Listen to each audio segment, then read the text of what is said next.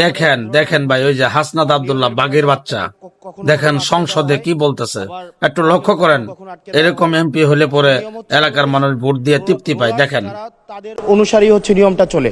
নিয়মটা যখন ইন ফেভারে থাকে তখন বলা হয় এটা নিয়ম, আবার যখন বিরুদ্ধে যায় তখন এটাকে বলা হয় কাস্টম। কোনটা সাংবিধানিক কোনটা অসাংবিধানিক এই বেড়াজালে এই সংসদ ঘুরপাক খাচ্ছে।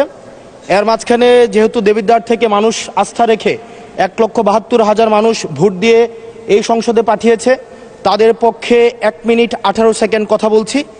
আমার দেবিদ্বার থেকে চান্দিনার একটা রাস্তা আছে, যে রাস্তা দিয়ে 2 লক্ষ মানুষের যাতায়াত। মাননীয় স্পিকার, 2 লক্ষ মানুষের যাতায়াত হলেও এই রাস্তাটা মাত্র 12 ফিট, অর্থাৎ 2টা সিএনজি একসাথে 2টা ক্রস করতে পারে না।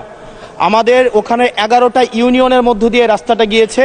এই রাস্তাটাই যদি আমরা প্রসারিত করতে পারি তাহলে ওই ইউনিয়নগুলোতে আমরা শিল্প এবং বিভিন্ন ধরনের আমরা হচ্ছে কোল্ড স্টোরেজ, আমরা কর্মসংস্থানের ব্যবস্থা করতে পারবো, যেহেতু ওই রাস্তাটা হচ্ছে ঢাকা চিটাগং হাইওয়ের একটা রাস্তা।